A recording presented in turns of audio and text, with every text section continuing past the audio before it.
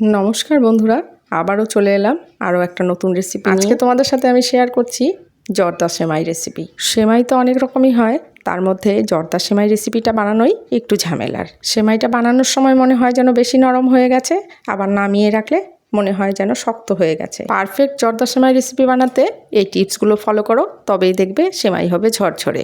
চলো তবে শুরু করা যাক। আমি এখানে ড্রাই ফ্রুটস নিয়েছি কিছু, সেটাই আমি কেটে ছোট ছোট টুকরো করে নিচ্ছি, কারণ সেমাইয়ের মধ্যে এরকম ছোট ছোট টুকরো ড্রাই ফ্রুটস মুখে পড়লে খেতে বেশ ভালো লাগে। আমি এখানে নিয়েছি আমন্ড, কাজু আর কিশমিশ। তোমরা চাইলে অন্য কিছু নিতে পারো। আর নিয়েছি এই দেখো গোটা গরম মশলা।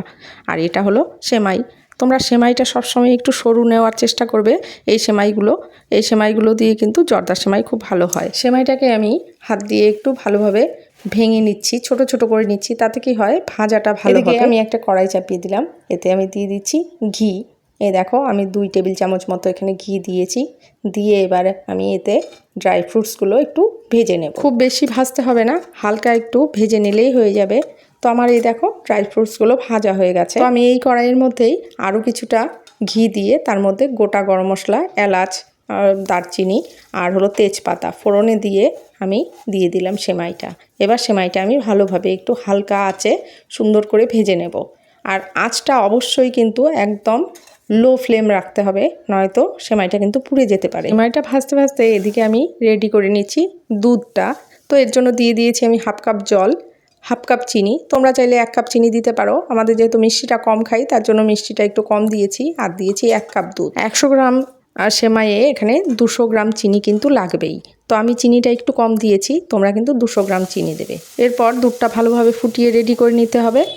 এদিকে দেখো আমি দুধটা সেমাইটার মধ্যে অল্প অল্প করে দিচ্ছি আর নেড়ে দিচ্ছি। তাতে কি হবে, দুধটা এরকম সোক হয়ে যাবে আর সেমাইটা ঝরঝরে হতে থাকবে। আর যদি একবারে দুধটা দিয়ে দেওয়া যায় তবে কিন্তু সেমাইটা সেদ্ধ হয়ে একদমই গলে যাবে। তাই অল্প অল্প করে দুধটা দিয়ে দিয়ে এইভাবে নাড়িয়ে নাড়িয়ে এটাকে সেদ্ধ করতে হবে। দেখো এখনও সেদ্ধ হয়নি, আবার একদম সেদ্ধ না হলে কিন্তু শক্ত হয়ে যাবে। সেদ্ধও হবে কিন্তু ঝরঝরেও হবে, এইভাবেই করতে হবে। আর আমি এখানে ড্রাই ফ্রুটসগুলোও দিয়ে দিয়েছি। তো দেখো এইভাবেই 1 হাতা করে দুধ দিয়ে দিয়ে এইভাবে নাড়িয়ে নাড়িয়ে করতে থাকবে, দেখবে আস্তে আস্তে সেমাইটা সেদ্ধ হয়ে গেছে। তো এই অবস্থায় আমি এখানে দিয়ে দিচ্ছি 2টো মিল্ক পাউডারের প্যাকেট থেকে মিল্ক পাউডার।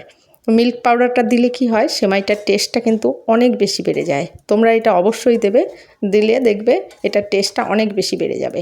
কারণ সেমাইটার মধ্যে দুধটা আমরা যেহেতু কম দিয়ে বানিয়েছি, তার জন্য এখানে যদি আমরা একটু মিল্ক পাউডার অ্যাড করতে পারি তবে কিন্তু টেস্টটা অনেক বেশি ইনহ্যান্স হবে। আরও একটা কথা, ফ্লেমটা কিন্তু সবসময়ই একদম লো রাখবে। এটা লো ফ্লেমে আস্তে আস্তে করে সেমাইটা সেদ্ধ হবে আর ঝুরঝুরে হবে, একটার গায়ে একটা লেগে যাবে না। তো এই দেখো সেমাইটা আমার রেডি হয়ে গেছে। এবার আমি সার্ভ করব।